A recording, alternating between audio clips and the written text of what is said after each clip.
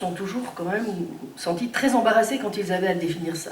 Il y avait un très joli texte de Victor Brochard, qu'on ne lit pas assez, de la croyance, dans lequel Brochard disait, bon, ben, au fond, le philosophe devrait vraiment s'intéresser à la détermination de ce que c'est que le concept de croyance, mais en général, personne ne veut le faire. Alors, c'est le psychologue à qui on charge de faire la chose, il lui dit, oh là là, c'est trop compliqué, je vais aller voir le logicien. Et puis le logicien dit, oh là là, mais c'est encore trop compliqué, je vais aller voir le métaphysicien, et donc chacun se renvoie la balle, dit Victor Brochard.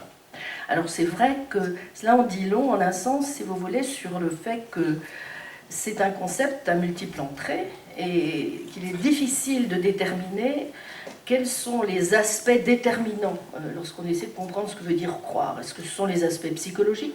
Est-ce que ce sont les aspects logiques? Est-ce que ce sont les aspects métaphysiques ou encore épistémologiques? Le grand mot est lâché, épistémologique, c'est-à-dire qui aurait trait à la connaissance. Alors, donc Stuart Mill disait aussi, voilà, on s'engouffre vraiment dans une métaphysique absolument impossible, et donc c'est compliqué. Bien. C'est compliqué, alors on peut essayer de démêler un petit peu les choses en distinguant, comme je le disais au départ, deux aspects. Grosso modo, vous direz qu'une croyance, c'est d'abord sur le plan psychologique, un état mental, un état psychologique, au fond, qui consiste, grosso modo, à donner votre assentiment à une certaine représentation, mais une représentation dont la garantie objective n'est pas assurée, et dont sur le plan aussi de la certitude subjective, vous ne pouvez pas être totalement sûr de vous. Vous voyez? Bon. Donc c'est d'abord un certain état mental psychologique. Alors on peut ensuite déterminer quelle est la nature exacte de cet état mental. Si vous voulez ce que c'est, comme le pensait par exemple quelqu'un comme Hume, tout simplement une idée un petit peu plus vive, plus forte que les autres, vous voyez, mais donc qui serait quelque chose de foncièrement passif, et dont l'essentiel consisterait dès lors à analyser quelles sont les causes de la croyance plutôt qu'à chercher les raisons de ce que vous croyez, n'est-ce pas? Quelle différence entre cause et raison? Eh bien, une cause, c'est précisément à partir du moment où vous considérez que la croyance relève essentiellement d'un état passif de votre sensibilité. Ce que vous devez faire, c'est essayer de comprendre l'étiologie, de remonter aux sources, aux causes de ce qui vous a amené, au fond, à croire telle ou telle chose d'une manière. Et vous voyez que si ce n'est pas quelque chose qui relève de la volonté, ou votre intellect, vous n'avez pas à en chercher les raisons. Les causes épuisent tout simplement l'explication du phénomène. Vous voyez, quelqu'un qui commence à s'intéresser aux raisons de croire, et déjà quelqu'un qui considère que d'une certaine façon, il y a un certain nombre de problèmes qui se posent à celui qui croit et qui nous conduisent donc au deuxième aspect de ce que c'est que la croyance, à savoir ce sur quoi elle porte, ce sur quoi porte donc votre état mental, si vous voulez, et donc sur le contenu objectif de votre croyance. Vous voyez? Bon.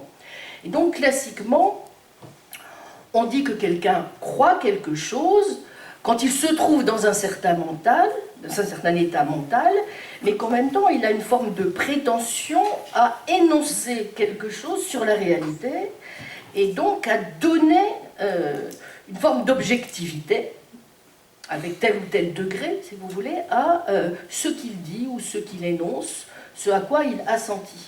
C'est ce qui fait aussi la différence, justement, entre une croyance et un simple désir ou un souhait. On dit qu'il y a une forme de direction d'ajustement de la croyance, de cet état mental, vers le monde. Vous voyez, c'est-à-dire, quand je crois qu'il pleut, vous voyez, ça s'exprime d'ailleurs sur la forme d'une proposition, je crois, puis après une proposition, qu'il pleut, et bien d'une certaine manière, vous considérez que ce que vous affirmez est vrai. Si vous dites « il pleut », et que vous dites « je ne crois pas qu'il pleut » dans le même temps, il y a quelque chose comme une forme, vous voyez, d'implicature conversationnelle, disaient certains, qui est un peu bizarre. Vous ne pouvez pas croire quelque chose, ou affirmer quelque chose, plus exactement, et en même temps ne pas croire ce que vous affirmez. Donc il y a un lien intrinsèque extrêmement fort, de ce point de vue, entre donc l'état mental et l'assertion ou l'assentiment que vous donnez. Vous voyez, Et ça n'implique pas, évidemment, que ce que vous affirmez, ce que vous assertez, soit d'emblée garanti ou vrai, une fois encore. Et c'est ce qui fait la différence, d'ailleurs, entre une croyance et une connaissance. C'est ça. Et quelle différence, par exemple, entre « je crois qu'il pleut », « je pense qu'il pleut » et « je sais qu'il pleut ». Alors, entre « je crois qu'il pleut » et « je sais qu'il pleut », si vous dites « je crois qu'il pleut », il n'est pas nécessaire que votre croyance porte sur un contenu qui est vrai. Si vous dites « je sais qu'il pleut », ce que vous connaissez implique nécessairement la vérité du contenu. Vous voyez? Donc il y a une première distinction très simple. Par exemple, vous voyez? Bon, alors là ensuite, vous avez à entrer dans tous les détails de ce qui caractérise la vérité, ce qui fait la vérité d'un contenu, c'est encore une vaste question, mais vous voyez, il y a une première distinction très, très simple à faire et qui vous permet de comprendre aussi pourquoi, en général, on considère que, alors que la connaissance, au fond, du moins peut-on penser, est quelque chose qui est le degré maximal de l'objectivité, vous voyez, la croyance admet éventuellement des degrés, ou que vous pouvez avoir des croyances plus ou moins vraies, plus ou moins probables, vous voyez, tandis que la connaissance, en toute rigueur, suppose que non seulement vous avez une croyance, mais deuxièmement, cette croyance, elle est vraie, et troisièmement, ce sont les trois conditions de la connaissance que donnait Platon dans le Théétète, que vous avez des raisons de croire ce que vous croyez. Vous voyez, c'est ce qu'on appelle l'opinion droite justifiée pourvue de raison, c'est-à-dire une croyance, c'est l'opinion vraie et justifiée. Et évidemment, toute l'histoire de la philosophie, jusqu'à encore aujourd'hui, bataille pour déterminer, qu'est-ce qui constitue la vérité d'une croyance, qu'est-ce qui constitue les meilleures justifications que je peux apporter à mes croyances pour pouvoir en faire des connaissances, vous voyez. Donc, et là, tous les philosophes se disputent, ont telle ou telle théorie de la croyance, telle ou telle théorie de la vérité, telle ou telle théorie de la connaissance. Voilà. Toute la question étant de savoir si croyance et connaissance s'opposent ou si elles sont complémentaires. En clair, on peut schématiquement dire que la croyance est du côté d'une subjectivité, vous parlez d'état mental psychologique, et donc qui peut se passer de raison et pour laquelle la vérité est secondaire, quand la connaissance serait objective, elle viendrait s'asseoir sur des faits démontrables, observables. On aurait d'un côté une espèce de mystique de la croyance et de l'autre un dogmatisme de la connaissance, alors qu'en fait, vous citiez Platon, pour lequel la connaissance est une croyance vraie accompagnée de raison. En fait, on peut considérer la croyance comme étant une étape nécessaire du savoir. Oui, alors, il y a plusieurs choses à distinguer, si vous permettez. Bon, c'est vrai qu'on peut considérer que la croyance s'oppose à la connaissance pour les raisons que j'ai données, puisque, d'une certaine façon, si vous admettez l'idée qui dit connaissance suppose un savoir absolument certain, dans le cadre d'une conception finalement assez dogmatique de la connaissance, vous voyez bien de quelle manière la croyance, elle, ne peut pas être de ce côté-là, puisque vous considérez que la croyance admet des degrés, qu'elle peut être probable, etc. Et il y a donc eu, historiquement, et il y a toujours, pour certains, une opposition farouche. Si vous avez une certaine conception de la connaissance comme celle que je viens de donner, n'est-ce pas, au fond assez absolutiste et dogmatique, et une conception de la croyance comme celle que nous venons de voir aussi, comme un état mental essentiellement subjectif, qui admet des degrés, évidemment, vous avez tendance à opposer la connaissance et la croyance qui relève davantage, vous voyez, de l'opinion, et donc très rapidement, éventuellement, des préjugés, des illusions, des superstitions, la capacité, au fond, de laisser abuser, de la crédulité, etc. Vous voyez, et donc là, en effet, il y a un gouffre entier. Mais vous avez remarqué, vous donniez la définition platonicienne du Théétète, c'est qu'en même temps, une connaissance, elle commence par une croyance. Donc, sauf celui qui s'imagine, comme ce fou de Descartes, qu'on peut procéder à une forme de mise en doute radicale de toutes les croyances, on va y revenir peut-être, vous ne pouvez pas faire autrement que de partir d'un certain nombre de croyances. Et donc tout l'enjeu, évidemment, c'est ensuite, sur la base de ces croyances, d'apporter suffisamment d'éléments pour que, bon an, mal an, vous arriviez quand même à quelque chose comme une connaissance. Donc vous voyez, ça dépend vraiment de tas d'éléments dans la manière dont vous concevez ce qu'est une croyance. Nous avons commencé en disant que la croyance était essentiellement, dans une perspective jungienne, un état passif lié à la sensibilité.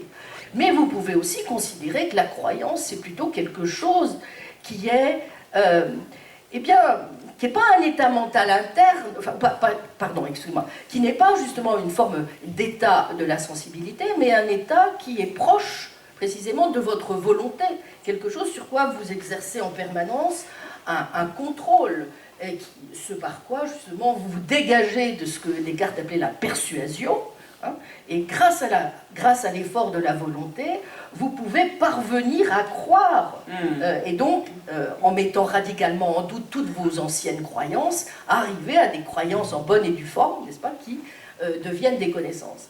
Donc il y a toute une espèce de, si vous voulez, de conception volontariste de la croyance, qui a tendance d'ailleurs aussi à laisser de côté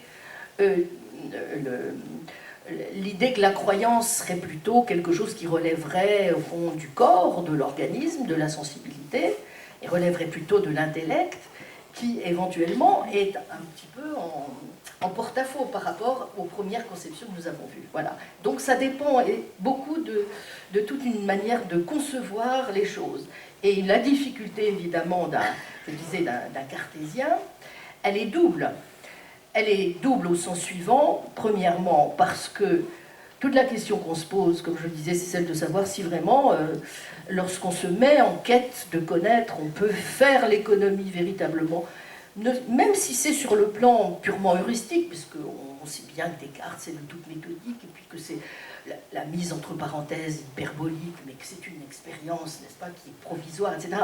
Bon, mais il y a peut-être des conditions de possibilité du doute, telle que, en réalité, même cette opération-là que revendique Descartes n'est pas possible. Et puis la deuxième chose qu'il faut dire, c'est que si vous insistez sur cet aspect, dont vous voyez foncièrement volontariste de la croyance, qui a partie liée donc avec l'exercice de votre volonté sur votre croyance, sur votre libre arbitre, peut-être que vous occultez un élément important de la croyance, qui est que vous présupposez d'une certaine façon que les croyances, c'est quelque chose qui relève d'états mentaux internes. Vous voyez, vous présupposez que vous avez une forme d'intériorité sur laquelle vous avez peut-être une forme de contrôle, là où la croyance, c'est peut-être plutôt quelque chose qui est une disposition à agir. Je crois qu'il y a un élément très très important lorsque vous essayez de comprendre les mécanismes de ce que c'est qu'une croyance, c'est de voir les liens entre la croyance et l'action. Une croyance, c'est le fait, lorsque vous vous levez le matin, que vous mettez un pied par terre, c'est parce que vous croyez, sans avoir nécessairement, évidemment, à en avoir conscience, hein, sans que vous ayez besoin d'opérer réflexivement sur votre état mental, c'est parce que, d'une certaine façon, vous ne mettez pas en question une seule seconde le fait que la terre est sous vos pieds. Si vous doutiez de ça, n'est-ce pas, bon, vous ne commenceriez même pas à vous lever. Donc il y a un lien presque intrinsèque entre la croyance et le fait qu'elle vous conduit à vous comporter ou à vous conduire ou à agir d'une certaine manière. Ce lien intrinsèque entre la croyance et l'action est un élément extrêmement important qu'il faut aussi comprendre, je crois, pour mesurer à quel point il est difficile de se débarrasser de nos croyances. Et pourquoi on a tant de mal, même si on réalise que nos croyances sont fausses, même si on se rend compte que nos croyances sont éventuellement des préjugés, à cesser de croire ce qu'on croit. Parce qu'on a besoin de croyances pour agir. Et c'est très très difficile de les remettre en cause, parce qu'elles sont intimement liées à la manière dont nous conduisons. Ce qui conduirait justement à une forme d'éthique de la croyance. On va y venir, Claudine Tiercelin, mais avant cela, j'aimerais, à travers la personne de Charles Peirce, proposer une objection, ou peut-être aller dans votre sens pour interroger, au fond, poser la question qui semble cruciale en vous écoutant, c'est de savoir, peut-on choisir de croire? Est-ce que la croyance peut être le résultat de la volonté? Peut-on avoir des bonnes raisons de croire, ou bien celle-ci s'impose-t-elle à nous dans un état de passivité, ce que vous sembliez dire? On va entendre un texte de Charles Peirce qui le dit à merveille. Peut-être présentez-nous Charles Peirce pour ceux qui ne le connaissent pas. Alors Charles Peirce, c'était un philosophe américain de la fin du 19e siècle, il est mort en 1914. C'est lui qui a fondé à Harvard le club métaphysique, où se réunissaient des juristes, des linguistes, des mathématiciens, et pas seulement des philosophes, et aussi William James, et qui a fondé ce qu'on appelle le pragmatisme.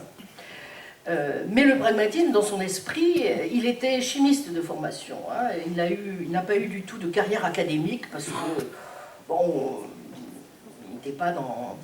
C'était le fils du mathématicien Benjamin Peirce, mais il avait un caractère de cochon. Il a eu le malheur en plus d'épouser une féministe et de divorcer avec cette féministe, qui était de la bonne société bostonienne. Donc ça ne l'a pas beaucoup servi. Donc il n'a pas eu de carrière académique. Il a quand même écrit 80 000 pages de textes, qui sont pour une part encore en manuscrit.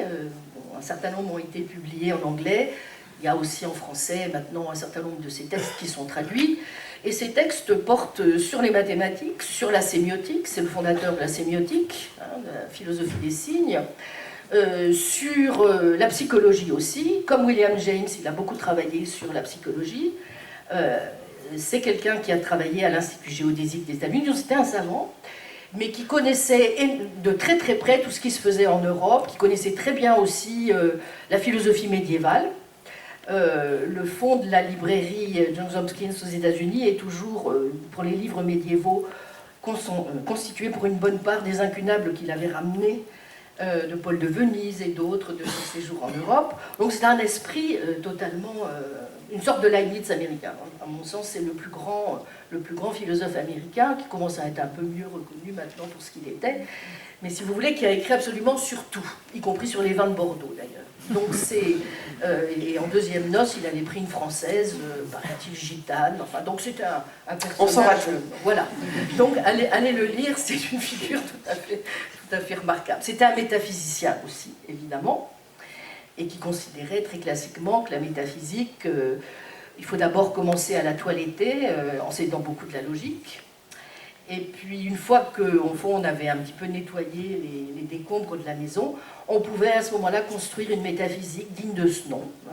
Donc, trouver une nouvelle table des catégories, montrer comment la métaphysique pouvait, sans être l'esclave des sciences, avoir un tour scientifique. Bon, et donc, évidemment, c'est quelqu'un qui inspire énormément toujours mes travaux. Voici donc les 80 000 pages de texte, non, voici un texte de Charles Peirce qui présente ce qu'il appelle la méthode de l'autruche. Écoutez-le. Du danger tient vraisemblablement la conduite qui la rend la plus heureuse. Elle ne voit plus le danger et se dit tranquillement qu'il n'y en a pas. Et si elle est parfaitement sûre qu'il n'y a pas de danger, pourquoi lèverait-elle la tête pour voir? Un homme peut parcourir la vie en détournant systématiquement ses regards de tout ce qui pourrait amener un changement dans ses opinions. Et pourvu seulement qu'il réussisse, je ne vois pas ce qu'on peut dire contre sa façon d'agir. Ce serait une présomption impertinente d'objecter que son procédé est irrationnel, car cela revient simplement à dire que sa méthode pour fixer la croyance n'est pas la nôtre. Il ne se propose pas d'être rationnel, et de fait, il parlera souvent avec dédain de la faiblesse et des erreurs de la raison humaine. Laissez-le donc penser comme il lui convient. Et cette méthode pour fixer la croyance, qu'on peut appeler méthode de ténacité, ne pourra s'appliquer constamment dans la pratique. Elle a contre elle les instincts sociaux. L'homme qui l'aura adopté s'apercevra que d'autres hommes pensent autrement que lui, et dans un moment de bon sens, il lui viendra à l'esprit que les opinions d'autrui sont aussi valables que les siennes, et cela ébranlera sa confiance en ce qu'il croit. Comme un état mental qui donnerait son assentiment à une certaine représentation sans garantie objective, je crois que c'était votre définition, mais aussi montrer qu'on pouvait voir la croyance comme étant, au contraire, un énoncé qui renvoyait, qui disait quelque chose sur la réalité. Dans le texte de Charles Peirce que nous venons d'entendre, avec cette méthode de l'autruche, on voit que Charles Peirce s'interroge sur les conditions de fixation de la croyance, c'est son expression. Avant que vous nous expliquiez ce qu'il en est, Claudine Tiercelin, un point quand même à l'écoute de ce texte, je n'ai pas pu m'empêcher de remarquer la référence au bonheur, c'est-à-dire vous parliez des conditions pratiques, enfin l'application pratique des croyances. Peirce dit que celui qui adopte l'attitude de l'autruche tient vraisemblablement la conduite qui le rend le plus heureux. C'est donc que ce n'est pas du tout secondaire dans la réflexion sur la croyance. Ah ben, naturellement, c'est absolument fondamental d'être heureux. Donc Si vous avez des croyances qui vous empêchent d'être dans un sentiment de malaise, qu'est-ce qui justifierait en effet que vous en changiez? Très peu d'individus sont capables d'accepter de se trouver dans une situation de malaise. Or, le tout provoque un sentiment de malaise. La question qu'il faut se poser, c'est même pas si on doit, parce qu'on aurait une espèce de sens éthique élevé, renoncer à ce bonheur. C'est la question de savoir très bêtement si, quand on fixe nos croyances simplement en s'appuyant sur la ténacité de nos croyances. Vous aurez remarqué, Peirce dit, bon bah, oui, bah, il est heureux, mais en même temps, à un moment donné, ça ne dure pas. Donc la question n'est pas de savoir si vous devez vous sortir de cet état. C'est qu'à un moment donné, il est quasiment inévitable que vous serez obligé d'en sortir. C'est ça qui est intéressant, vous voyez, c'est-à-dire qu'il y a toute une forme, il y a toute une série de méthodes de fixation de la croyance qui ne sont pas rationnelles, n'est-ce pas? Il y a la méthode de ténacité dont on vient de parler, il y en a une autre qui marche du tonnerre, mais seulement jusqu'à un certain moment. C'est la deuxième méthode qu'épingle Peirce, la méthode d'autorité. C'est quand évidemment un État ou une secte que ça, vous impose de croire certaines choses.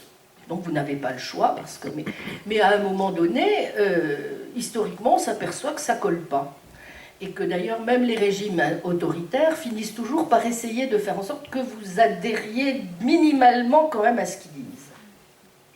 Donc c'est réconfortant en un sens. Il y a une troisième. Donc vous voyez, première méthode de ténacité, là, une croyance, c'est jamais quelque chose que vous pouvez avoir vous tout seul. C'est toujours quelque chose que vous partagez avec d'autres. Donc à moins de vivre comme un ermite, vous ne pouvez pas ne pas rencontrer les croyances des autres. Et vous ne pouvez pas, à un moment donné, ne pas vous rendre compte que certaines croyances, éventuellement, entrent en conflit ou en contradiction avec celles des autres. Vous voyez? Alors même si c'est, pour certains, on met la politique de l'autruche parce que c'est plus confortable, on met la tête dans le sable, en réalité, ça ne dure jamais bien longtemps. Et donc, il y a une forme, vous voyez, de balai permanent qui s'opère dans vos schèmes mentaux entre l'état de croyance première qui est le vôtre, puis la mise en doute de vos croyances, puis vous essayez évidemment de sortir de cet état de malaise, parce que c'est un état inconfortable, pour trouver la bonne méthode qui vous parvienne à fixer comme il faut les croyances. Donc la deuxième méthode d'autorité, c'est pareil, vous n'arrivez jamais en réalité à en rester là. Alors il y a une troisième méthode, qui est la méthode qui consiste à dire, bon, celle que Pascal appelait la méthode de l'agrément, moi, je crois ce qui m'est agréable. Donc la méthode a priori ou la méthode subjective. Je crois parce que ça me plaît de croire ainsi. Ça marche pas mal aussi, évidemment. Le problème, c'est que ici encore, le plus souvent, ça dure pas longtemps parce que vous êtes obligé de vous confronter à deux choses. Vous êtes obligé de vous confronter à ce que croient les autres, et donc il y a toujours un conflit et donc un nouveau malaise qui entre. Puis il y a une deuxième chose qui est peut-être plus importante encore, dans la manière dont justement on peut se dépêtrer de cette histoire, vous voyez, et sortir d'un état de croyance qui est une forme de duperie, n'est-ce pas? C'est que c'est toujours le choc de la réalité qui finalement vous conduit à briser le cercle de vos croyances. Il y a un moment où, bon an, mal an, si vous rencontrez une expérience rebelle, vous allez changer votre croyance. Vous ne pouvez pas faire autrement. Donc vous voyez, il y a bien une forme de causalité extrêmement importante dans le processus même de croyance. Quand vous avez un choc frontal, quand vous recevez quelque chose, un coup sur la tête, vous ne pouvez pas ne pas vous dire, ben c'est pas ça, donc ce que je croyais, c'était pas bon. Je crois que le monde extérieur n'existe pas, pof, je me cogne un réverbère, ben si, pas vraiment. C'est ça. Et donc, la bonne méthode pour réussir à fixer votre croyance, c'est évidemment la méthode qui vous permet d'arriver à quelque chose qui est durable, vous voyez, très important pour retrouver le bonheur initial, le paradis perdu, d'arriver à une croyance qui tienne la route. Et la meilleure manière de tomber sur une croyance qui tienne la route, ben, c'est de tomber sur une croyance, évidemment, qui puisse être en accord, je ne dis pas correspondra, mais qui puisse être en accord avec le réel, vous voyez, tel que vous le rencontrez. Or, quels sont les moyens dont nous disposons, jusqu'à plus ample informé, les meilleurs, pour parvenir à tomber sur des croyances qui nous disent les choses telles qu'elles sont, bah, grosso modo, en général, on n'a pas trouvé mieux que les sciences. Par science, j'entends pas uniquement, ne prenez pas ça du tout en un sens scientiste, n'est-ce pas? Mais c'est vrai que nous savons depuis l'époque des Lumières au moins que la meilleure manière de nous libérer de croyances qui sont des préjugés, des superstitions, eh bien, c'est de nous lancer dans une certaine méthodologie qui nous apprend au fond à maîtriser la nature, le réel, à avoir des instruments de preuve, vous voyez, à faire en sorte aussi, grâce à la logique notamment, que nos croyances soient cohérentes entre elles, qu'il n'y ait pas trop de contradictions dans ce que nous pensons.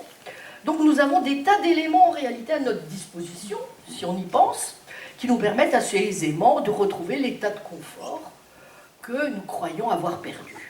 C'est un chemin à suivre qui donne envie, hein, à partir d'une joie initiale, être mise en péril par un doute, trouver de l'inconfort et finalement choisir sa croyance qui nous permettra d'atteindre un bonheur ou un état qui soit durable. C'est parfait, simplement, peut-on envisager que certaines autruches préfèrent garder la tête dans le sable enfoncé, qu'elles choisissent l'illusion qui réconforte et non pas la vérité qui dérange, qui choisissent la croyance bienheureuse sans jamais être réceptive à aucun choc de la réalité dont vous parliez. Et peut-on imaginer même que certaines autruches aient envie de lever la tête mais jamais n'y parviennent? Il ne suffit pas de vouloir croire en autre chose pour y parvenir. Nous sommes composés non seulement d'états mentaux, mais aussi de structures mentales, d'états psychiques, qui sont autant d'obstacles et qui nous empêchent parfois de suivre la voie que nous voulons suivre, et donc de choisir la croyance adéquate. Oui, c'est une question très importante que vous posez là. Je voudrais revenir justement sur un des éléments de votre question. Vous disiez ce qu'on veut croire. Lorsque j'ai évoqué la bonne méthode de fixation de la croyance, vous voyez que je n'ai pas tellement insisté sur l'aspect volontariste qui permettait de parvenir à une bonne croyance. Mais il n'empêche que si l'on veut parvenir vraiment à une croyance durable, il faut qu'on ait une certaine maîtrise, un certain contrôle sur ce que l'on croit, vous voyez. Mais c'est un petit peu différent de ce qu'on appellerait la volonté de croire, qui était le terme qu'utilisait William James, notamment, dans sa réponse à William Clifford, dans un fameux débat qu'ils ont eu dans les années 1872-76 sur, justement, l'éthique de la croyance. Quelle était l'idée? Je pense que ça va me permettre de répondre à votre question. Si ce qui vous importe, en effet, c'est de parvenir à une croyance durable et donc à quelque chose qui vous satisfasse sur le plan de la connaissance, ce que vous allez mettre vraiment en priorité, c'est la façon dont vous allez pouvoir éviter les erreurs. Vous voyez, vous allez mettre l'accent sur la façon dont vous évitez les erreurs. Et lorsque Clifford discute avec James sur ce point, il dit on a tort, toujours, en toutes circonstances, qui que l'on soit, à croire si l'on ne dispose pas de preuves suffisantes. Vous voyez, donc, ce qu'il faut absolument, c'est toujours s'assurer que l'on dispose des preuves suffisantes pour asseoir sa croyance. Et James dit, oui, mais, et ça rejoint la question sur l'autruche, peut-être que dans certains cas, les croyances que l'on a, ce sont des croyances que l'on a, non pas tant parce qu'on est hanté par le désir de connaître, mais parce qu'on est hanté par le souci pratique, si vous voulez, de parvenir à une vérité, parvenir à la vérité. Et dans ce cas, dit William James, eh bien, au fond, peu importe que l'on cherche à éviter, il ne faut pas chercher à éviter l'erreur à tout prix. Ce qui doit nous servir de compas, c'est nous voulons connaître la vérité.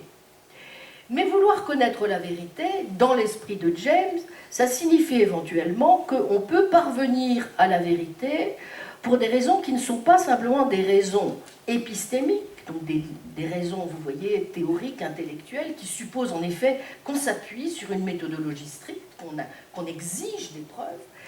Peut-être qu'on peut se contenter de raisons pratiques. Et comme vous le savez, c'est notamment le cas de la croyance religieuse, pas dans tous les cas, pas dans toutes les représentations de ce que c'est qu'une croyance religieuse, mais pour certains qui considèrent que la croyance religieuse est un moyen d'accès à la vérité, ils peuvent considérer que non seulement ils n'ont pas besoin de preuves, ou qu'ils n'ont pas besoin d'évidence, mais qu'en un sens, la croyance religieuse est d'une autre nature, vous donne un autre type de certitude, qui fait qu'à la limite, vous pouvez aller contre l'évidence. Le fameux credo quia absurdum, n'est-ce pas? Bon, je crois parce que c'est absurde, et en un sens, même plus vous invoquez de preuves, plus cela risque de gêner votre croyance. Mais vous voyez que là, on est dans un autre registre, c'est-à-dire, mais qu'on peut parfaitement admettre, qui consiste à dire, si ce qui me préoccupe, c'est essentiellement, en effet, de croire en quelque chose ou en quelqu'un, ce qui va m'habiter, c'est davantage le fait que je puisse, en effet, eh bien, faire moins attention que je ne le devrais, si je veux connaître, mais me lancer, au fond, pour des raisons pratiques, dans une forme de foi et de confiance, et donc accepter, au fond, une certaine forme de crédulité, d'une certaine manière.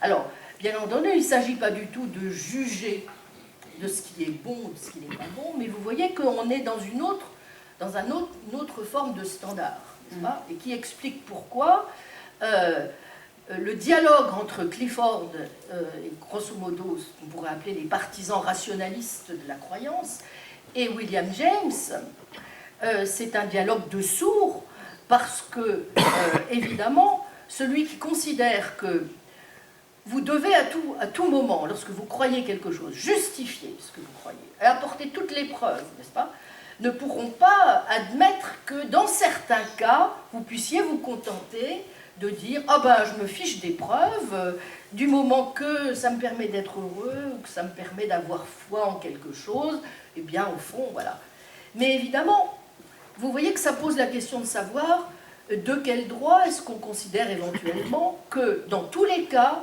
les raisons théoriques doivent l'emporter sur les raisons pratiques. Vous voyez? Bon. Est-ce qu'on peut admettre l'idée qu'il puisse y avoir une certaine justification à considérer que les raisons pratiques doivent l'emporter sur les raisons théoriques? C'est-à-dire, en clair, qu'on puisse choisir de croire par utilité et non pas au nom du vrai. Par utilité ou par confort ou parce que voilà, mais indépendamment ce n'est pas la connaissance, mais si vous voulez, c'est éventuellement une forme de vie, une forme... vous voyez, donc c'est quelque chose... Bon, mais voilà, donc c'est deux positions qui expliquent pourquoi il y a sans arrêt, si vous voulez, des discussions sans fin entre ceux qui parlent en termes de croyances religieuses et ceux qui ne parlent pas en termes de croyances religieuses. À ceci près tout de même, je tiens à le dire, que la question de la croyance religieuse est une question quand même éminemment complexe, sur laquelle aujourd'hui d'ailleurs il y a des travaux extrêmement intéressants par les philosophes de la connaissance. Il y a toute ce qu'on appelle une épistémologie des croyances religieuses, qui nous conduit peut-être aussi à dire quelques mots là-dessus, à savoir que pour le moment j'ai fait comme si, n'est-ce pas, lorsque l'on connaît quelque chose, nécessairement on a une conception de la vérité et de la justification qui tient la route. Mais encore faut-il s'assurer que nous avons les bonnes justifications. Bon, certains philosophes considèrent que, notamment ceux qui sont assez convaincus par certaines critiques sceptiques, que c'est très très difficile d'avoir de bonnes justifications et que peut-être qu'on doit admettre des formes un petit peu, comment vous dire, moins optimales de justification, qui seraient par exemple des formes de garantie simplement, ou même des formes, comme on dit, d'autorisation épistémique. C'est la traduction, on dit, quand vous dites vous êtes entitled, on dit en anglais, vous avez droit de croire ceci, même si vous n'avez pas une forme de justification pleine et entière, vous pouvez avoir, par exemple, au niveau de la perception, bon, même si vous savez que la perception peut vous induire en erreur, en même temps, si vous ne faites pas confiance un minimum à ce que vous percevez, vous ne pouvez pas non plus agir en quoi que ce soit. Donc, il y a peut-être des degrés de la justification qui expliquent que vous devez peut-être, même si votre obsession c'est de connaître quelque chose, en découdre un petit peu, vous voyez, en rabattre un peu sur la justification elle-même. Et vous voyez bien que là, évidemment, un épistémologue des croyances religieuses peut se glisser. Bon, il y a toute une série d'auteurs aujourd'hui, je pense à des auteurs comme Swinburne, comme Plantinga, qui pense que le concept clé, si vous voulez, si on veut continuer à poursuivre un objectif qui a quand même été toujours l'objectif classique dans toute une tradition religieuse, c'est-à-dire fides quaerens intellectum, hein, c'est-à-dire la foi qui cherche l'intellect, et que un croyant, c'est aussi quelqu'un qui croit à la vérité, puis qui croit que la foi peut avoir quelque chose de rationnel, n'est-ce pas? Bon. Alors, ouais. Et donc, évidemment, si vous allez plutôt de ce côté-là, et pas seulement du côté de celui qui considère que la foi, c'est simplement un mode de vie ou une forme, si vous voulez, d'allégeance à quelque chose qui relève d'un autre ordre, si vous êtes en même temps préoccupé par la vérité de votre croyance religieuse, par les garanties, hein, les preuves de l'existence de Dieu, etc., que vous pouvez apporter, n'importe quel croyant est persuadé que ce qu'il dit est vrai. Donc, quelqu'un comment vous dire, d'honnête, un croyant honnête est quelqu'un, à mon avis, qui à un moment donné doit vouloir montrer qu'il y a un certain nombre de garanties à la foi qu'il a. Et c'est justement pour ces raisons qu'un philosophe du nom de Bertrand Russell a non pas décidé, car il dit bien que ce n'était pas une décision, mais a un jour cessé de croire et de croire en Dieu. Écoutez son témoignage, écoutez comment il argumente cette position qui, sur le coup, n'était pas justement le fruit d'une argumentation. Quelque chose qui nous sert, y compris à nous rendre heureux. Oui, il y a plusieurs aspects là encore dans pour comprendre ce que dit Russell, il y a plusieurs points. Bon, là, ce qu'il vise, c'est essentiellement une théorie pragmatiste de la vérité au sens essentiellement jamesien du terme. James, mais cette fois non pas à propos de la volonté de croire, mais de sa conception de la vérité. Certains pragmatistes, pas tous, hein, c'est pas la définition de Peirce notamment, ont eu cette considération sur la vérité en disant ce qui est vrai, c'est ce qui est utile. C'est même la cash value, vous voyez, de la croyance.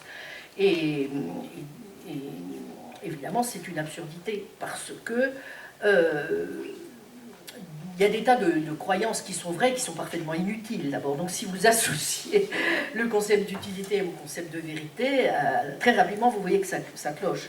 Et par ailleurs, effectivement, pour des raisons que je vous ai dites tout à l'heure, par exemple, si une croyance marche, si elle est utile, mais qu'elle n'est pas en accord avec l'état de choses, vous voyez bien qu'à un moment donné, vous ne pourrez pas dire qu'elle est vraie, n'est-ce pas? Donc il y a une forme de résistance de la réalité dans toute définition de la vérité que vous devez prendre en compte. Même si c'est pas, on ne va pas rentrer dans des distinguos théoriques encore précis sur les théories de la vérité, ça ne signifie pas que votre croyance doit correspondre à ce qui est. Mais vous ne pouvez pas définir la vérité de votre croyance uniquement en termes de cohérence, en termes d'utilité, en termes même de vérification. Mais il faut qu'à un moment donné, vous rencontriez un accord minimal de votre croyance avec ce qui est.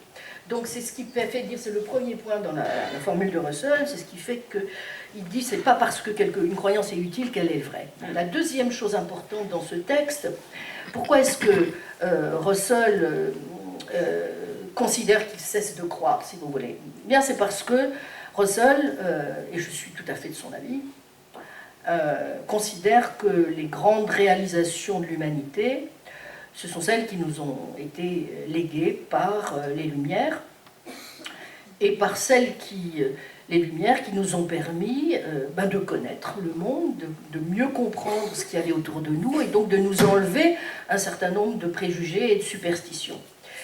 Et donc, ceci m'amène aux raisons pratiques. C'est au contraire pour une raison éminemment pratique qu'il décide de ne pas croire. Parce qu'il considère, comme tous les philosophes des Lumières, que la seule manière pour un individu d'être libre, eh bien, c'est d'avoir accès au savoir. Et donc, si vous flanchez là-dessus, si vous considérez que vous pouvez être tranquille, apaisé, etc., en oubliant votre obligation à rechercher ce qui est, donc à viser la connaissance, pour des raisons qui tiennent tout simplement au fait que la connaissance, c'est ce qui est public, alors que vos croyances sont toujours plus ou moins privées, n'est-ce pas? Eh bien, vous renoncez à quelque chose de fondamental, qui est au cœur même d'une conception démocratique, à savoir, vous renoncez à cette obligation à faire que le maximum d'individus soient libres. Donc c'est cet idéal de liaison entre le savoir et la liberté, si vous voulez, qui fait que, justement, à un moment donné, vous ne pouvez pas en rester au domaine de la croyance. Que la croyance que vous suivez pour des raisons pratiques, le plus souvent, elle va supposer que vous vous enfermiez quand même avec des individus qui, grosso modo, croient à peu près la même chose que vous. Si, vous voyez, dans des communautés de pensée, d'affect, d'émotions, qui vous font du bien, qui vous font vivre en commun des choses, faire des expériences, mais qui vont peut-être vous séparer de ceux qui ne croient pas comme vous. Vous parlez des religions? Bah, oui. Par définition, à partir du moment où il n'y en a pas qu'une seule, lorsqu'on entre dans le domaine des croyances religieuses, on est justement dans le domaine des croyances qui ne sont pas toutes comme possibles. Vous comprenez? Donc, s'il y a des guerres de religion, c'est bien parce que la religion vous place sur le mode d'un registre qui n'est pas public et qui n'est donc pas, mais intrinsèquement, communicable à tous. Est-ce que vous comprenez? Donc le savoir, c'est encore le meilleur truc qu'on ait trouvé jusqu'à présent pour faire que ce soit quelque chose qui soit partagé par tout le monde, quelle que soit votre ethnie, quelle que soit votre race, quel que soit votre credo religieux. 2 et 2 font 4. Et là, comme dit Orwell, à ce moment-là, si 2 et 2 égale 4, j'ai l'essentiel. Il y a d'autres choses aussi Tout qui est peuvent sauvé. être partagées de manière universelle. Vous parlez de la connaissance 2 et 2 font 4, mais il y a une dimension plus esthétique ou même artistique, dans laquelle on peut se retrouver, qui relève ni de la croyance ni de la connaissance, mais qui est un mode d'expression public qui permet d'atteindre cette forme de, peut-être, d'universalité. Ah, ça, oui. Mais quand même. Oui, oui. Bon, surtout si, comme moi, on pense qu'il y a certaines normes du goût, certaines valeurs esthétiques assez universelles, on peut le penser. Mais enfin, là, vous entrez quand même dans un domaine qui est déjà un petit peu plus trouble, parce que vous allez tomber sur des gens qui vous disent « mais oui, mais quand même la sensibilité esthétique, c'est quelque chose qui intervient, où les standards du goût sont nécessairement relatifs à des cultures, etc. 2 plus 2 égale 4, je pense que ça traverse les frontières, non, vous ne croyez pas? Oui, mais est-ce que si on s'en tient à ça, est-ce qu'on ne rate pas toute une partie de l'existence qui est quand même aussi assez sympathique? C'est-à-dire que 2 plus 2 égale 4, si le propre de toutes les discussions que nous avons ensemble, c'est de dire 2 plus 2 égale 4, on ne sait pas, enfin, la vie, si le but est quand même de chercher le bonheur, ça ne nous rend pas tellement plus heureux. Ah bon? Il y a beaucoup d'expériences qu'on ne peut pas faire. Et puis il y a plus de discussion surtout. Mais si, au contraire. C'est justement à partir de ça que les différences peuvent s'illustrer, qu'il y a toujours différentes manières d'appréhender les vérités et l'universel. Justement, il y a toujours des manières... C'est une éducation de vos dispositions intellectuelles et sensibles à la fois, vous voyez, qui est en jeu. C'est pas... un mathématicien, d'ailleurs, pourra tout à fait vous dire « Ah, mais moi, je construis ma preuve différemment de vous. » Enfin, bon, mais en même temps, vous avez quelque chose sur la base de quoi vous pouvez ensuite, vous voyez, répartir les différentes approches, etc. Non. En quoi? Je pense qu'il faut revenir à l'idée que, d'abord, nous savons beaucoup plus de choses que nous ne croyons. Il y a beaucoup de choses qu'on sait, contrairement à ce que l'on dit. On sait en général que quand une porte est fermée, elle ne peut pas être ouverte en même temps. Alors, je ne sais pas si ça nous rend heureux, mais enfin, ça permet d'éviter déjà beaucoup de malentendus. Et comme les malentendus sont quand même ce qui nous empoisonne l'existence, je trouve que c'est pas mal. Donc peut-être qu'il faut avoir une sorte de politique minimale, déjà s'entendre sur un fond commun, sur lequel on peut, vous voyez, à partir duquel on peut échanger. Je pense que... je ne crois pas du tout, je n'ai pas une conception du tout irénique du savoir ou de la communication. Je pense qu'en général, précisément pour les raisons que j'ai dites qui tiennent aux croyances, si les croyances sont, vous voyez, des états mentaux qui vous disposent à agir, on y tient un mordicus. Bon. Donc c'est toujours conflictuel quand on essaie de dire sa croyance, de montrer que c'est la bonne et celle de mon voisin n'est pas la bonne, et donc on se bagarre pour ça. C'est d'ailleurs enthousiasmant. Mais voilà, je crois que je ne vois pas pourquoi il faudrait considérer que dès lors que l'on s'inscrit dans une forme de rationalité, c'est une rationalité qui est nécessairement tristounette, ou vous voyez, qui vous empêche d'être heureux. Au contraire, regardez, Aristote considérait que le sommet du bonheur, c'était celui qui vous permettait de parvenir à une vie pleinement épanouie? Bien parce que vous mettiez en harmonie, précisément, votre intellect et votre sensibilité. J'étais aussi le premier à dire qu'il y avait un nombre de personnes très restreint qui pouvaient atteindre cet état-là. Ah, je ne suis pas de votre avis, là. Non, parce que je crois que le bon sens est la chose du monde la mieux partagée, à condition de bien l'appliquer. Bon, et donc, au contraire, c'est toujours cet idéal du savoir public et démocratique, vous voyez, dont il ne faut pas se départir une seconde. Toujours tabler sur ce qui est communicable et enseignable, éducable par tous, partir ce qui peut être donné comme éducation à tous. Et justement, c'est possible par l'éducation. On n'a jamais tout donné, donc tout est dans l'éducation, nos dispositions, de nos croyances dispositions. Merci en tout cas Claudine Tiercelin d'être venue nous éduquer aujourd'hui. Merci au public lillois qui est venu assister à cette discussion. Je renvoie les auditeurs et les spectateurs à votre ouvrage Le doute en question, qui est reparu dans une nouvelle édition augmentée en 2016 aux éditions de l'Éclat, et puis bientôt aux éditions ITAC, Osons le savoir. Vous reviendrez en parler, j'espère, à ce micro. Merci à vous. Merci. Merci. Ce qui s'appelle sa métaphysique scientifique réaliste, c'est de s'appuyer sur la présence dans la réalité de 3 types de catégories, dont ce qu'il appelle la tiercéité, qui est la catégorie justement de l'indétermination, de l'intelligence, du mouvement et du devenir. Donc c'est très proche de Whitehead. Bon, alors, ça se retrouve dans son épistémologie, parce qu'un élément très très important de sa théorie de la connaissance, qui n'est pas justement... mais elle n'est pas vraiment en opposition avec Russell, mais enfin, ce n'est pas un élément important dans la position russellienne. Mais c'est ce qu'on appelle le faillibilisme, c'est-à-dire l'idée que précisément, et vous voyez évidemment ça va de pair avec son ontologie, un principe foncier dans la connaissance, c'est l'idée que toute connaissance est en droit révisable, et donc est faillible. Donc, même si, jusqu'à présent, vous n'avez aucune raison solide de douter de vos croyances, précisément parce que vous n'avez pas rencontré le choc de la réalité, ou parce que les individus avec lesquels vous travaillez ne vous donnent aucune de raison valable de douter de vos croyances, ça ne signifie pas qu'elles soient à tout jamais vraies, qu'elles soient à tout jamais sûres. Au contraire, fait partie d'une conception correcte de la connaissance, l'idée que toute connaissance est faillible, et donc révisable.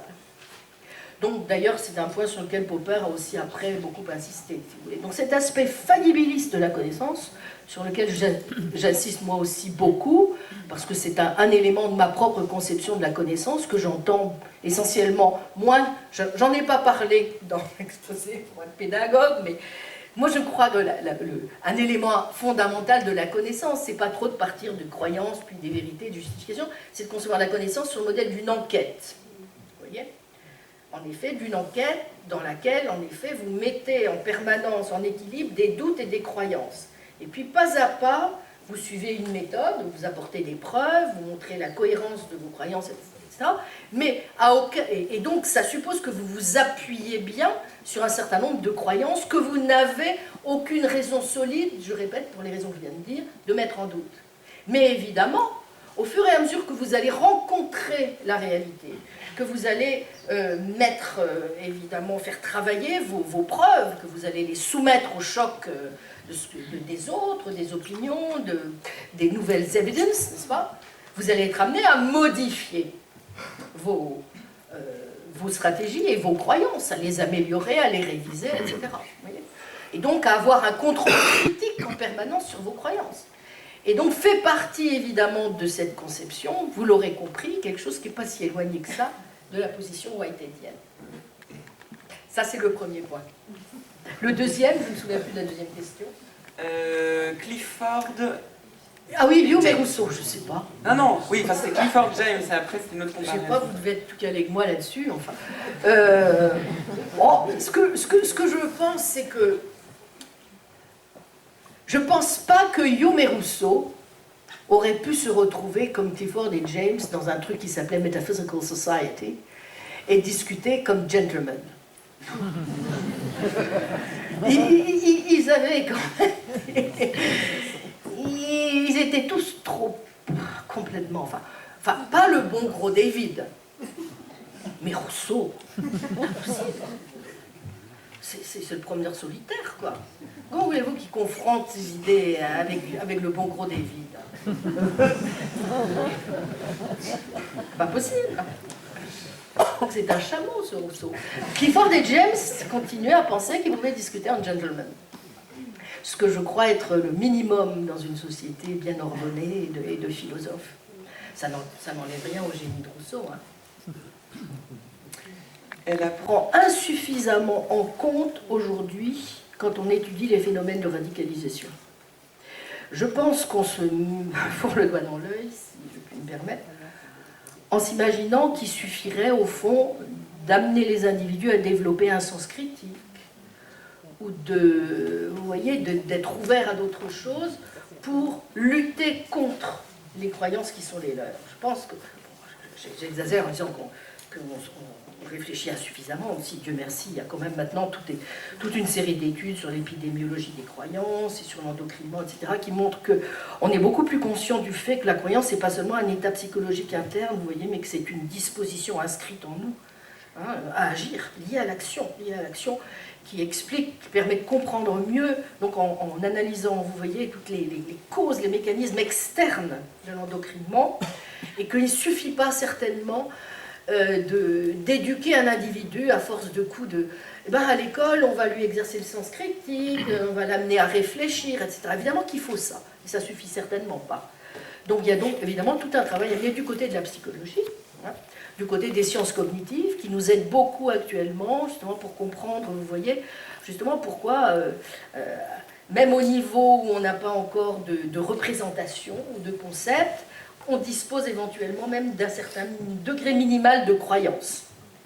Étant entendu qu'il faut arriver à l'état méta-représentationnel, c'est-à-dire à être capable d'avoir des croyances sur ces croyances.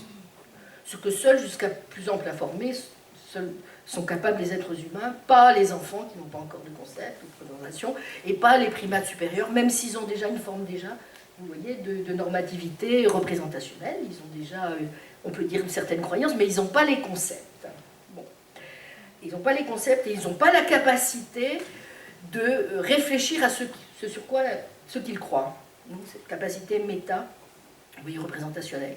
Bon, donc, il est évident que, pour répondre à votre question un peu plus longuement, il faudrait dire que il est crucial donc d'analyser les mécanismes d'endoctrinement en faisant travailler de concert des gens qui travaillent en neurosciences, dans les sciences cognitives, des philosophes, sans aucun doute.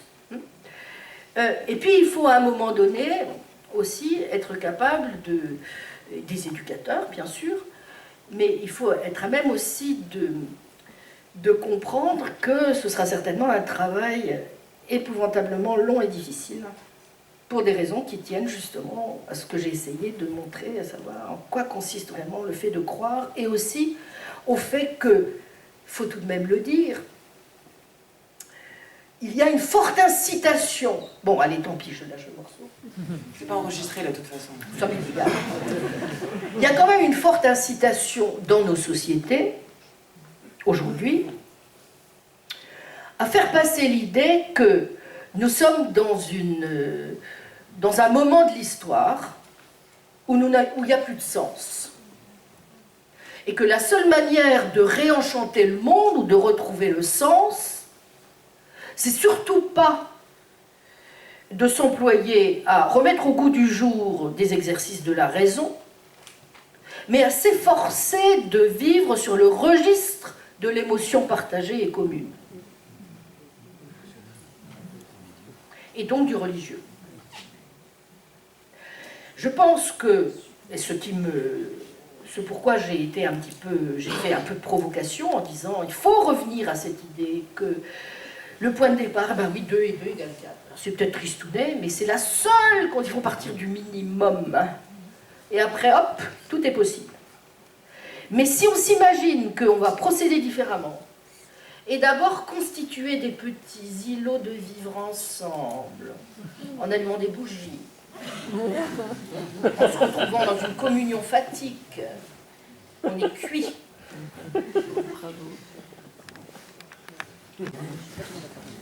On n'est pas... Qu'est-ce que c'est que cette plaisanterie hérité de Hilary Putnam, que toutes les valeurs se valent, n'est-ce pas? Que nous ne puissions pas introduire de hiérarchie entre les valeurs. Donc il faut, bien entendu, admettre une pluralité de valeurs, etc., être attentif, être tolérant au pluralisme, etc., mais ne pas oublier non plus dans le même temps que toutes les valeurs et toutes les opinions ne se valent pas.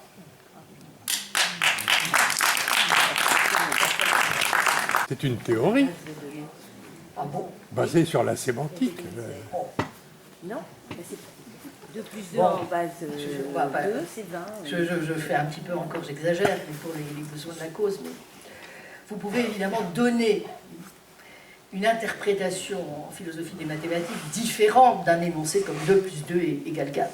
Vous pouvez considérer que c'est un jugement analytique ou un jugement synthétique a priori, ou bien que c'est, comme dirait un intuitionniste, quelque chose qui est le produit d'une démonstration ou d'une preuve. Mais quelle que soit l'interprétation que vous allez donner de cet énoncé, vous n'empêcherez pas que 2 et 2 fassent 4. Bon, Donc je veux bien que ce soit une théorie ou qu'on puisse l'interpréter de différentes manières, mais ça ne fera pas 5. Connaissance de bas donc de ce niveau. point de vue-là, Descartes, Leibniz, ils avaient raison, quoi. Et sur l'idée de connaissance de bas niveau. Alors, oui, pardonnez-moi, je crois que c'est dans la réponse à madame que j'ai employé cette connaissance de bas niveau. C'est pas du tout un énoncé laudatif ou non laudatif, si vous voulez. De bas niveau, c'est-à-dire de premier ordre, premier genre, deuxième genre, ce que vous voulez.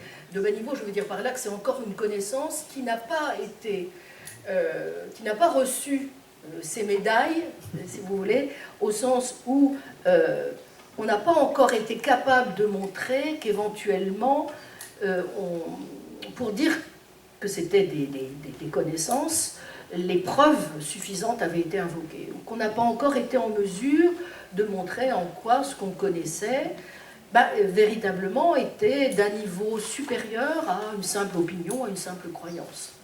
Et mais ça ne signifie pas qu'on ne soit pas sur la route. Voilà, je pense qu'en effet, par exemple, vous voyez au niveau de la perception, il y a une forme déjà de connaissance au niveau de la perception, vous voyez, qui nous permet de faire la distinction entre certaines expériences phénoménales, du rouge ou du bleu. Vous voyez, donc, il y a bien un certain savoir.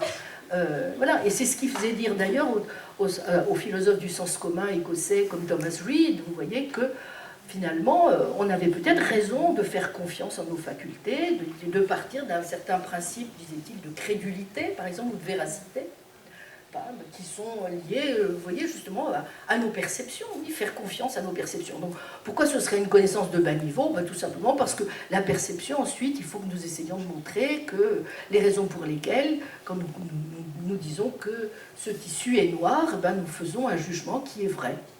C'est-à-dire que ce que nous percevons, notre énoncé perceptif est fondé, est justifié, s'appuie sur de solides raisons. Il faut que nous procédons ensuite à l'examen du jugement. Question suivante, oui. Bonjour, monsieur. Bonjour. En toute rigueur, c'est même pas une connaissance. Vous voyez, il y a une forme de contradiction dans les termes, là encore, à dire que c'est une connaissance. C'est un petit peu comme ce que dit Wittgenstein à propos de la douleur. Quelqu'un qui a mal, s'il dit « je sais que j'ai mal », il fait un énoncé incorrect. Vous voyez? Parce que quand vous avez mal, vous le savez. Donc rajouter « je sais que j'ai mal », ça ne colle pas. Un énoncé de ce type a un sens seulement pour quelqu'un qui met en doute votre douleur. Vous voyez? Il dit « comment, mais tu rigoles, tu dis que tu as mal, mais c'est pas vrai. » Mais si, je sais que j'ai mal. Ou qui s'interroge sur les causes de sa douleur, ou qui se dit « j'ai mal, je sais que j'ai mal aux dents ». Mais oui, mais en fait, c'est pas aux dents que j'ai mal, c'est... Vous voyez? Mais il y a quelque chose d'impropre, vous voyez, dans l'idée d'associer ça même à un savoir. Bon. Eh bien, je dirais que 2 et 2 égale 4, quand on dit 2 et 2 égale 4, et je pense que c'est un peu ça que voulait dire Desproges, c'est qu'en effet, le type qui en doute, il est un peu cinglé. Et c'est ce que dit Descartes quand, justement, il met en doute, vous vous souvenez, les vérités mathématiques, quoi. Il dit, faut quand même que... Chut, je travaille un peu du chapeau. Si je même ces vérités mathématiques, je commence à me dire qu'éventuellement, elles ne tiennent pas la route, quoi. Hein? Ça suppose que Dieu est trompeur, etc. Mais après tout, peut-être que oui, il me trompe, et que, etc. Voilà. Puis rapidement, il reprend ses esprits. Mais il reprend mal ses esprits, entre parenthèses, hein, parce qu'il reprend ses esprits avec deux arguments bidons. Le premier, c'est qu'il s'imagine qu'il suffit qu'il pense dans son fort intérieur pour être sûr qu'il est. Et comme en même temps, ça marche pas longtemps, parce que je pense, mais quoi me dis-you pour combien de temps? Dans le temps, je pense. Donc j'ai intérêt à aller chercher ailleurs que dans moi, parce que si c'est moi, évidemment, ça peut être du pipeau. Donc je vais chercher Dieu. Et heureusement, Dieu est là, il nous ramène tout. Mais il nous ramène tout en plus par quoi? Uniquement par l'examen de mes idées. Vous avez remarqué que la première preuve de l'existence de Dieu chez Descartes, je me souviens que Ferdinand Alquier, qui était le monsieur qui a dirigé mon mémoire de maîtrise et qui était absolument formidable, disait toujours: vous vous rendez compte, Descartes, il sort de lui par ses idées.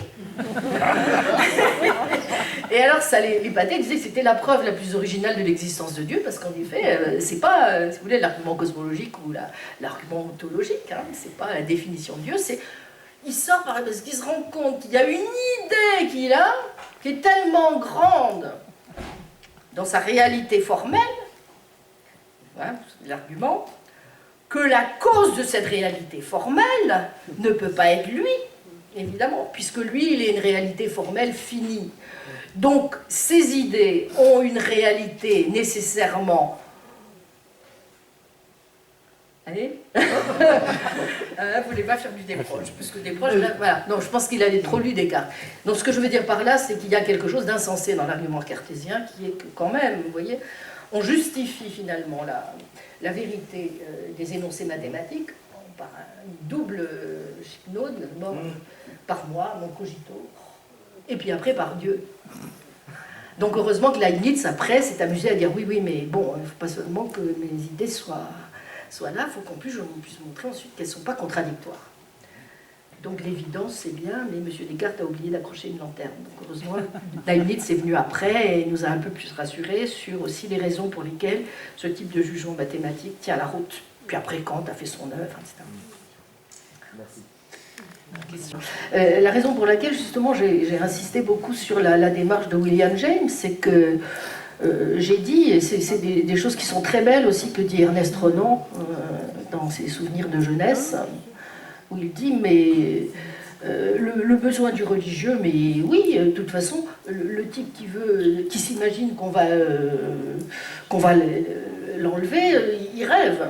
Vous voyez? Donc, c'est pas la question. Pourquoi est-ce que vous voudriez opposer ça? Je crois que justement, on souffre énormément de ces clivages qu'on continue de vouloir opérer, vous voyez, entre le type qui s'intéresse au registre de la preuve, à la connaissance, et quelqu'un qui ne peut pas aller au cinéma, qui ne peut pas apprécier un ciel étoilé, etc. Mais pourquoi voulez-vous opposer ça? En quoi est-ce que c'est antithétique? Simplement, si nous parlons, comme vous disiez tout à fait justement, en termes qui doivent être, à mon avis, les nôtres, étant donné la situation historique épouvantable dans laquelle nous sommes, c'est-à-dire en termes de responsabilité civique, que nous devons être prioritairement aujourd'hui, je crois, conscients de la nécessité d'œuvrer au bien commun, alors je dis que ça n'est pas possible d'œuvrer au bien commun si nous continuons à dire que la raison c'est tristounet, que la raison ça nous donne pas de sens, que ce qu'il faut privilégier c'est d'aller mettre des bougies, etc. Je dis que c'est une catastrophe, que on peut continuer à mettre des bougies, mais que si on ne met pas le paquet sur ce que nous avons tous en commun, d'universalisable, de public, alors, en effet, il n'y a aucune chance pour que nous... Voilà, donc il y a une responsabilité, en effet, qui est la nôtre, je crois, aujourd'hui, et qui fait que, je pense qu'au contraire, il faut se méfier comme la peste des discours qui opposent, vous voyez, hein, Mais de dire ça, ça ne signifie pas non plus qu'il faut accepter l'idée que embrassons-nous Folleville. Question suivante. Connaître, alors en effet la distinction privée et publique au sens de communicable continue d'être pertinente, vous voyez. Mais évidemment, je ne veux pas dire du tout que les croyances soient quelque chose qui se limite simplement à ce que un tel et un tel va croire. Bien entendu qu'il y a toute une série d'influences, la façon même dont, vous voyez, se répandent de façon épidémiologique les croyances sont un phénomène très intéressant et important qu'on doit prendre en compte. Et c'est quelque chose qui est partagé. Mais le propre justement des croyances du Parti communiste ou d'une religion, c'est que même si évidemment le dialogue est toujours possible, il faut un dialogue. En un sens, vous n'avez pas besoin de dialogue quand vous faites de la science ou bien quand vous vous placez sur le registre de ce qui est partageable par tous. Vous n'avez pas besoin de dialogue, les choses vont d'elles-mêmes. Vous comprenez? Ce qui est préoccupant, c'est que si on pense que... Parce que moi, je ne crois pas au dialogue. Je pense que le dialogue, c'est toujours une situation de conflit, en réalité. C'est de la blague, pas une conception irénique de la communication, précisément à cause du statut des croyances. C'est tellement quelque chose qu'on a dans la peau, si vous voulez, que dialoguer... Donc les histoires de Habermas, là... Vous pouvez... Attendez. Avant d'entrer à l'université. De toutes ces époques, je continue à avoir des relations très suivies, parce que tout simplement ça me tient à cœur, avec un certain nombre de professeurs à qui j'ai fait passer l'agrégation, qui sont maintenant en lycée ou dans des situations pires. J'aime autant vous dire que je me tiens au courant. Je me souviens d'ailleurs quand j'étais professeur à l'université de Créteil, où nous faisions, c'était M. Blanquet qui était à ce moment-là recteur, nous faisions des journées de formation avec les professeurs. Je me souviens qu'un professeur me disait, je vais me dire cela, là où vous me faites des cours, mais moi je mets un quart d'heure à enlever les écouteurs des oreilles des élèves avant d'arriver à... Bon, je sais très bien, monsieur, ce qui se passe, même si je n'y suis plus, et je sais, mais à un degré qui me désole éperdument, combien ça ne se passe pas bien. Je dirais aussi qu'il y a des endroits où ça se passe très bien. Il ne faut pas non plus exagérer. Il y a des lycées, vous voyez, parce que j'ai des professeurs répartis un peu dans tout le territoire que je suis. Il y a des endroits, dans certains lycées, j'en suis un notamment à Périgueux, là, où on me dit, mais moi c'est très bien, je fais exactement le même cours qu'il y a 30 ans, bon, mais... non mais je veux dire, je fais le cours, mais il n'a pas plus de... Si vous voulez, voilà, bon. Donc, si vous voulez, il faut quand même aussi, il y a une manière de... Mais je ne sous-estime pas du tout les difficultés, et je ne sous-estime pas non plus la capacité de nuisance de certaines institutions dans l'éducation nationale.